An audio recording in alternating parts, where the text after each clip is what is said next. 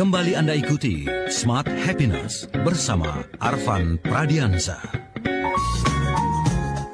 Smart Listeners, kami masih undang Anda untuk bergabung, baik Anda yang ada di Jabodetabek atau kota-kota lainnya, Anda yang juga ada di Makassar, Manado, kemudian Banjarmasin, dan kota-kota lainnya. Silakan bergabung ya, 0812 11 12 959, atau bisa main ke YouTube channel kami di Radio Smart FM. Ada live chat di sana yang bisa Anda gunakan untuk bergabung. Oleh-oleh dari Brisbane Part 2 masih menjadi pembahasan kami di kesempatan kali ini. Kalau Anda terlewat part satunya seperti apa yang dibahas secara detail, boleh ya. Nanti setelah siaran ini, tonton part satunya di YouTube channel Radio Smart FM dan baru bisa align nih dengan perbincangan di pagi hari ini. Dan masih bersama dengan motivator nasional Leadership and Happiness, Pak Arfan Pradiansyah. Pak Arfan, ada nggak yang akhirnya begitu ya dalam perjalanan ke Brisbane itu mengubah sudut pandang Pak Arfan, atau mungkin merasa bahwa oke, ini udah nggak relevan lagi nih di situasi yang sekarang? Ada nggak hal-hal yang Pak Arfan temukan dalam hal yang seperti itu? Silakan Pak Arfan. Terima kasih banyak Tasya. Ada beberapa hal ya. Salah satu contohnya adalah Robert Diener. Itu adalah anaknya Ed Diener. Jadi saya juga pernah bertemu dengan Ed Diener. Sekarang sudah almarhum ya. Ed Diener itu adalah salah seorang tokoh penting dalam psikologi positif. Jadi kalau kita tahu pendiri psikologi positif, sesungguhnya itu kan sudah kita bahas ya di sesi sebelumnya. Itu kan Abraham Maslow dan Carl Rogers sebetulnya itu yang pertama kali mengusung tema psikologi positif. Tetapi kemudian psikologi positif ini kan dikembangkan melalui riset, penelitian, dan sebagainya oleh orang yang namanya Martin Seligman. Nah, ada 3 sebetulnya tokoh dalam psikologi positif yang kontemporer. Yang pertama adalah Martin Seligman, kedua adalah Mihai Csikszentmihalyi yang terkenal dengan penelitiannya mengenai flow, dan satu lagi adalah Ed Diener. Jadi ini 3 ini. Nah, kemarin itu yang bicara menurut saya cukup menarik adalah anak dari Ed Diener, namanya Robert Diener. Dia bicara mengenai yang namanya psychology of hospitality. Nah, ini juga mengubah pandangan sudut pandang saya ya. Selama ini saya menganggap yang namanya hospitality itu hanya yang berkaitan dengan bisnis, yang berkaitan dengan turisme, industri hotel, industri rumah sakit, gitu namanya hospitality industry kan, seperti itu ya. Nah, padahal sebetulnya kalau kita bicara mengenai hospitality, menurut Robert Diener, menurut Robert ini yang namanya hospitality itu terjadi dalam semua aspek kehidupan kita gitu. Hospitality itu apa sih? Keramah tamahan gitu. Jadi kita tuh harus menjadi orang yang hospitable gitu, orang yang ramah tamah. Orang yang bisa membuat orang yang berinteraksi dengan kita itu merasa dihargai, merasa diuongke, merasa dianggap gitu, didengarkan gitu, di welcome gitu. Jadi sebetulnya apa sih yang namanya hospitality gitu ya? Hospitality itu adalah the attitude of welcoming, not feeling inconvenienced by your guests gitu. Jadi yang namanya hospitality itu adalah ketika kita bisa, kita tidak merasa terganggu gitu dengan tamu kita, dengan orang yang berbicara dengan kita gitu. Tapi kita bisa merasa bahwa dia itu adalah teman kita gitu. Dia itu adalah orang yang membuat hidup kita lebih bahagia gitu. Kira-kira begitu. Jadi ini harus dilakukan dalam semua aspek kehidupan kita gitu. Menjadi orang yang hospitable, membuat orang yang ngobrol sama kita tuh merasa nyaman karena dia merasa diperhatikan, merasa betul-betul kita menganggap dia sebagai orang yang paling penting di dunia gitu, at least pada saat itu gitu. Jadi itu salah satu hal yang baru ya bagi saya. Kata-kata hospitality itu bukan hanya yang selama ini selalu saya lekatkan pada industri tertentu seperti tourism, hotel, rumah sakit, itu ternyata itu hanya sebagian kecil dari yang namanya hospitality. Kita mestinya jadi orang yang hospitable gitu ya, dan selalu memberikan resonansi yang positif gitu kepada siapapun yang sedang berkomunikasi dengan kita, sehingga nanti akan tercipta sinergi yang positif gitu, akan tercipta inovasi, kreativitas itu dari hasil interaksi kita dengan orang lain. Kalau kita bisa istilahnya memuliakan tamu lah gitu, kalau bahasa orang dulunya tuh memuliakan orang lain gitu, kira-kira begitu Tasya. Itu salah satunya itu. mengenai yang namanya hospitality. Salah duanya adalah, yang lain lagi misalnya adalah mengenai job crafting gitu. Jadi ini sebuah istilah yang saat ini sedang banyak diperbincangkan di dunia. Itu namanya job crafting gitu. Selama ini yang saya kenal kan yang namanya job redesign, job design, job redesign. Ternyata ada lagi job crafting. Apa itu job crafting? Job crafting adalah bagaimana kita membuat pekerjaan kita itu menjadi sesuatu yang personal gitu. Karena pekerjaan itu kan seringkali udah yang terasa itu bebannya, yang terasa itu udah beratnya gitu ya, tantangannya, komplain dari klien gitu, itu yang membuat pekerjaan kita menjadi sesuatu yang kurang menggembirakan gitu. Padahal kalau kita bicara mengenai psikologi positif, mengenai happiness and well-being, yang sangat penting sebetulnya adalah bagaimana pekerjaan kita itu sendiri bisa menghasilkan happiness and well-being buat kita gitu. Sehingga kita melakukan itu dengan senang hati, dengan penuh kegembiraan. Nah, itu gimana caranya? Nah, pekerjaan itu harus kita crafting, istilahnya gitu. Harus kita crafting tuh gitu ya. Jadi kita desain dengan cara yang berbeda gitu, yang sangat personal, sangat personalized gitu pekerjaan itu. Sehingga menghasilkan kegembiraan. Jadi mulai dari apanya? Misalnya, mulai dari title pekerjaan mungkin kita perlu gunakan title yang berbeda gitu, yang lebih menggembirakan gitu. Jadi bukan hanya host misalnya gitu ya, tapi apa misalnya. Ya kan selama ini kan orang suka bilang misalnya gini ya, si Chief of Happiness Officer misalnya gitu ya. Jadi misalnya bukan CEO, bukan direktur utama gitu, tapi Chief of Happiness Officer, CHO misalnya gitu. Itu kan hanya sebuah cara ya untuk membuat pekerjaan itu kelihatannya menjadi lebih menggembirakan gitu. Bukan sekedar announcer misalnya gitu atau host, tapi coba kita cari istilah-istilah yang lebih keren gitu, yang membuat kita merasa bangga dengan pekerjaan itu gitu. Nah, itu namanya job crafting ya. Dan inti dari job crafting itu ada 3 sebetulnya. Kalau kita melihat pekerjaan, pertama adalah competence. Jadi bagaimana pekerjaan yang kita lakukan itu sesuai dengan skills yang kita miliki, sesuai dengan strength yang kita miliki. Itu yang pertama. Yang kedua yang namanya otonomi. Otonomi itu adalah bagaimana membuat kita menjadi owner gitu dari pekerjaan kita sendiri gitu. Jadi bukan sebagai orang yang disuruh. Kan seringkali kita itu yang membuat kita menderita dalam pekerjaan itu, dalam tanda petik ya, adalah karena kita merasa disuruh orang kan. Kita merasa disuruh melakukan pekerjaan. Tapi yang namanya otonomi ini kan adalah bagaimana kita merasa bahwa kitalah yang menentukan pekerjaan ini, kitalah yang bisa mengharu-birukan pekerjaan ini jadi seperti apa gitu. Itu namanya otonomi. Nah, satu lagi adalah yang namanya relatedness. Relatedness itu berbicara mengenai keterhubungan, keterkaitan kita dengan pekerjaan. Jadi kaitannya nanti dengan meaning and purpose gitu. Bagaimana pekerjaan yang kita lakukan ini memberikan makna yang luar biasa kepada kita bahwa kita ini sebetulnya sedang dikirim Tuhan loh ke dunia ini untuk melakukan pekerjaan ini. Nah, kalau kita merasa bahwa pekerjaan yang kita lakukan itu adalah manifestasi dari keberadaan kita sebagai manusia, sebagai human being, maka kita akan melakukan pekerjaan itu dengan senang hati, dengan penuh ketulusan, dengan penuh kegembiraan gitu. Nah, kita harus desain tuh fitur-fitur dari pekerjaan kita itu supaya kompetensinya sesuai, ada otonomi di sana, ada relatedness di sana, tentunya dikaitkan dengan visi dan misi hidup kita sebagai seorang manusia gitu. Nah, itu nanti akan menjadi sesuatu yang bagus sekali gitu. Termasuk misalnya ininya, tampilannya gitu. Misalnya waktu itu diberikan contoh, dokter misalnya ya, dokter yang ada di ruang operasi gitu ya. Bagaimana dokter itu mendapatkan kegembiraan gitu, dan juga pasien yang mau dioperasi itu diberikan kegembiraan dengan cara anak-anak itu yang mau dioperasi itu anak-anak gitu, tapi didandanin seperti superhero gitu ya. Jadi dia pakai jubah gitu ya, pakai pakaian superhero, padahal dia mau dioperasi gitu ya. Sehingga akhirnya itu menciptakan kegembiraan, tidak membuat orang takut dan sebagainya gitu. Ya, kemudian pakai lari-lari gitu ya, mau dioperasi lari, pakai pakaian Batman, Superman gitu ya, superhero gitu.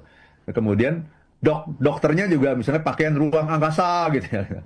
Itu ada sebuah cara untuk bagaimana sih membuat pekerjaan itu menjadi sesuatu yang menarik, yang menggembirakan, yang membuat kita mencapai yang namanya happiness and well-being itu gitu.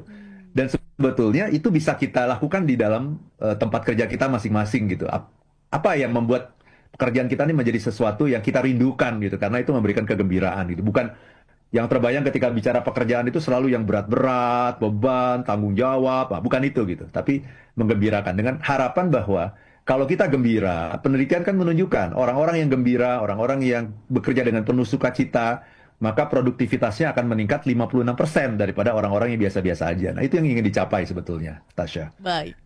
Pak Arfan, kita jeda dulu sejenak untuk satu sesi terakhir. Nggak berasa ya kalau dengerin cerita tuh cepet aja rasanya. Tapi ada yang menarik menurut saya dari job crafting ini, Pak Arfan. Ternyata simple things matter ya. Apakah iya demikian di dalam dunia psikologi begitu? Izin untuk dijawab di sesi selanjutnya. Kita jeda dulu, namun Anda masih kami tunggu Smart Listener satu sesi terakhir. Dan bergabung sekali lagi di 0812 11 12 959. Kami akan kembali. Kembali Anda ikuti Smart Happiness bersama Arfan Pradiansa. Sudah sampai sesi yang terakhir Smart Listeners, masih membahas topik oleh-oleh dari Brisbane Part 2. Walaupun oleh-olehnya nggak fisik ya, tapi ini menjadi sebuah mindset yang kita nih perlu tahu begitu Smart Listeners. Dan walaupun nggak dengan kacamata kita sendiri, meminjam kacamata Pak Arfan, kita bisa dapatkan update sebenarnya seperti apa sih keadaan di dunia global saat ini. Dan Smart Listeners, kami masih nunggu atensi dari Anda 0812 11 12 959 atau di live chat YouTube channel Radio Smart FM. Pak Arfan, sebelum kita lanjut membahas topik ini, mungkin update juga dong di minggu-minggu ini kah atau di bulan ini, di tahun ini untuk activity yang bisa diikuti oleh Smart Listeners untuk lebih terhubung ke Pak Arfan. Adakah yang bisa dilakukan begitu? Silakan Pak Arfan. Ya, terima kasih banyak Tasya. Saya ada workshop yang sangat menarik nih di bulan September. Jadi masih cukup waktu ya teman-teman semua ya. Tanggal 10 dan 11 September 2025 itu adalah hari Rabu dan Kamis ya. Jadi workshopnya selama 16 jam nanti. Hari Rabu 8 jam, hari Kamis 8 jam. Jadi 16 jam itu kayak kalau kita sesi Smart Happiness tuh 16 kali ya. 16 jam kan ya? 16 kali. Jadi 4 bulan bersama bersama Arfan Pradiansyah gitu ya. 4 bulan loh sama seperti itu. Jadi silakan teman-teman, ini judul workshopnya adalah The 8 Character of a Great Leader. Ada 8 karakter seorang leader yang hebat ya. Dan Anda nggak akan nyesel kalau ikut workshop ini karena ada banyak sekali hal-hal yang bisa membuat kita menjadi orang yang bukan hanya sukses tapi orang yang luar biasa gitu. Nah, dan ini inti dari The 8 Character of a Great Leader ini ada 3. Bagaimana caranya kita selalu terhubung dengan Tuhan, terhubung dengan diri, dan terhubung dengan sesama. Karena memang yang namanya leader itu, nomor 1 kan harus melibatkan Tuhan dalam setiap keseharian kita, aktivitas kita. Yang kedua, kita juga harus kenal diri kita sendiri. Dan yang ketiga, kita harus bisa bersinergi, berkolaborasi dengan sesama. Nah, silahkan teman-teman bisa langsung, untuk pendengar Smart Listener, Smart FM, dimanapun Anda berada, Anda mendapatkan, apa istilahnya? Diskon. Mas ya. Kalau minggu lalu saya kasih diskon 1 juta, ini investasinya 6 juta rupiah. 6 juta rupiah karena kita adakan di hotel yang sangat berkelas lah ya, di Raffles, di Kuningan. 6 juta rupiah, tapi kalau Anda mendaftarkan, kalau minggu lalu kan diskonnya 1 juta, minggu ini 750.000. Berkurang. Berkurang ya, tapi masih oke lah ya, 750.000 masih banyak ya. Silakan teman-teman daftarkan diri Anda ke ILM di 0812 12345 949. 0812 12345 949. Nah, itu untuk workshopnya ya, di 8 Character of a Great Leader. Satu lagi, kalau Anda pingin cari inspirasi, Anda juga bisa beli buku Life is Beautiful New Edition. Itu masih ada di Gramedia ya. Tapi kalau Anda beli di Tokped, Tokopedia Arfan Pra, Anda akan dapat tanda tangan langsung dari saya dan juga dapat seminar gratis 2 jam bersama saya untuk Life is Beautiful. Itu silakan langsung ke 0812 12345 949. Itu Tasya. Oke, baik Pak Arfan, kita bahas dulu mungkin ya pertanyaan dari Smart Listeners begitu ya, karena lebih penting. Di YouTube channel kami, selamat pagi, Pak Irfan Tawakal sudah bergabung. Beliau berkomentar, Pak Arfan, di satu tempat layanan publik manusianya makin mirip mesin. Sementara mesin layanannya sudah seperti manusia. Berkeluh kesah kala bekerja, sebentuk alamat nyata cinta belum menjadi selimut pekerjaan, kata Pak Irfan. Puitis ya Pak Irfan ya. Salam dari selalu Makassar. Salam dari Makassar, kata Pak Irfan. Oke, kita beralih ke Jakarta. Ada Bapak Aga. Selamat pagi Pak Arfan, Mbak Tasya. Bagaimana agar update ini berguna dan dapat diterapkan di Indonesia? Karena sepertinya sekarang dunia industri dan pekerjaan sudah kacau, jabatan dibagi-bagikan kepada orang yang tidak kompeten dan banyak PHK dan lain-lain. Silakan Pak Arfan. Ya, memang dalam dalam hadis Nabi, dalam hadis Nabi itu kan sudah disampaikan ya, kalau kita memberikan pekerjaan kepada orang yang tidak kompeten ya tunggu saja kehancurannya gitu. Dan itu sebetulnya adalah manajemen modern itu sebetulnya itu ya. Jadi sekarang ini memang kita melihat ya banyak sekali pekerjaan itu yang diberikan kepada orang yang tidak kompeten gitu. Ya, banyak sekali dan itu contohnya sangat nyata lah gitu. Saya tidak ingin berbicara ke sana ya karena nanti bisa sangat politis gitu ya. Tapi ini adalah tanda kehancuran gitu ketika jabatan itu dikasih kepada orang-orang yang nggak ngerti sama sekali mengenai itu gitu. Ya, jadi saya setuju sekali ya bahwa memang salah satu prinsip dalam mendesain pekerjaan itu ya itu tadi, pekerjaan itu harus punya kompetensi yang sesuai skills, knowledge, dan juga motivation. Jadi orang yang memegang pekerjaan itu harus punya skill yang dibutuhkan, punya knowledge yang dibutuhkan, dan punya motivasi yang dibutuhkan untuk menjalankan pekerjaan itu gitu. Kayak saya misalnya ya, saya kan sebenarnya background S1 saya kan di ilmu komunikasi. Dan saya sangat bagus kalau menjadi wartawan misalnya. Tetapi saya tidak punya motivasi gitu untuk menjadi seorang wartawan gitu. Sehingga betapapun skill and knowledge saya memenuhi kualifikasi, tapi saya tidak akan bisa memberi banyak gitu. Tidak akan bisa berkontribusi banyak kalau saya menjadi seorang jurnalis misalnya begitu. Jadi itu yang harus jadi patokan ketika kita memberikan pekerjaan kepada orang lain. Bukan semata-mata balas jasa. Sekarang ini saya lihat tuh kebanyakan balas jasa gitu. Oh, karena kamu dukung saya bagi kamu pekerjaan gitu. Itu saya kira sangat tidak profesional gitu, menyalahi kaidah-kaidah profesionalisme begitu. Kemudian Mas Irfan Tawakal tadi benar, kita ini sekarang jadi semakin kayak robot gitu ya. Kita semakin kayak robot, sementara robot menjadi semakin kayak manusia gitu ya. Nanti lama-lama tuker-tukeran gitu ya, yang mana yang manusia, yang mana yang robot kita jadi nggak tahu lagi gitu. Ya, jadi ini memang kecenderungan di dunia saat ini gitu. Apalagi sekarang ini kan dengan adanya AI ya. Dengan adanya AI sudah bisa menggantikan peran manusia. Nah, ini pertanyaannya apalagi yang jadi kita sebagai manusia itu harus mencari ya apa yang nggak bisa digantikan oleh AI gitu. Kalau kita tidak bisa menemukan itu, maka kita akan tergantikan oleh mesin gitu. Pada akhirnya manusia akan tersisih dari peradaban gitu. Kalau kita tidak bisa menemukan apa sih yang bisa kita berikan yang nggak bisa diberikan oleh artificial intelligence gitu. Itu Tasya. Oke, baik. Pak Arfan, sebelum kita tutup begitu ya pertanyaan saya sebelumnya. Berarti simple things matter ya di dalam dunia psikologi. Karena tadi kalau Pak Arfan bilang di topik job crafting ini, di mana merubah nama aja tuh ternyata punya dampak yang luar biasa begitu ya terhadap apa yang kita kerjakan. Oh, sangat. Jadi merubah nama ya menjadi lebih positif. Makanya kata-kata itu penting ya. Kata-kata positif itu penting ya. Kemudian juga misalnya aja mengucapkan terima kasih aja. Itu kan salah satu praktek dalam psikologi positif kan adalah apa? Mengucapkan terima kasih aja. Itu memberikan dampak yang luar biasa kan terhadap sebuah hubungan kan. Hubungan kan akan menjadi lebih kaya kalau orang yang melakukan interaksi selalu mengucapkan terima kasih, meluangkan waktu misalnya 5 menit saja. Gak usah banyak-banyak, 5 menit untuk hadir. Ya, di tengah waktu kita yang begitu padat, kita kasih waktu untuk anak buah kita. Gini, aku lagi sibuk banget nih hari ini, tapi aku punya waktu buat kamu tuh sebentar, hanya 5 menit. Tapi 5 menit ini untuk kamu. Ya, itu. 5 menit ini, body, mind, and soul, akan aku berikan waktu itu kepada kamu gitu, sehingga aku bisa memberikan perhatian sepenuhnya kepada kamu, nggak ada interupsi, nggak ada telepon, nggak ada WA selama 5 menit saja. Nah, itu bisa menjadi sesuatu yang luar biasa gitu, simple act sebetulnya, hal-hal yang sangat kecil, tersenyum misalnya. Kalau kita tersenyum aja itu kita bisa memberikan sesuatu yang berbeda kepada dunia gitu, kepada orang-orang yang ada di sekitar kita, bisa membuat hidup jadi lebih bahagia. Jadi nggak usah mikirin hal-hal yang besar gitu, hal-hal yang kecil aja. Meditasi setiap hari. Meditasi nggak usah yang kayak orang-orang di Tibet ya, Dalai Lama dan para followernya Dalai Lama. Meditasi 5 menit aja, itu bisa membuat hidup Anda menjadi lebih bahagia seharian gitu.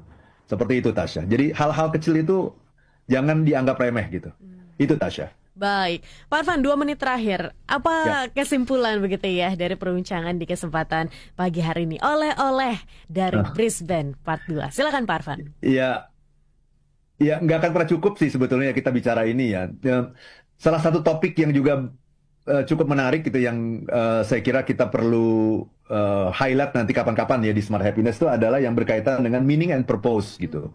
Jadi ini menjadi sebuah topik yang sangat trending di dunia saat ini gitu. Ada sebuah kegairahan yang luar biasa terhadap yang namanya spirituality, meaning, purpose, dikaitkan dengan psikologi positif gitu. Bagaimana kita bisa flourish dalam bidang spiritual gitu. Itu banyak sekali yang berminat gitu. Itu kelasnya sampai penuh, sampai nggak cukup itu satu ruangan itu nggak cukup. Karena banyak sekali orang yang saat ini sangat merindukan gitu loh Tasya.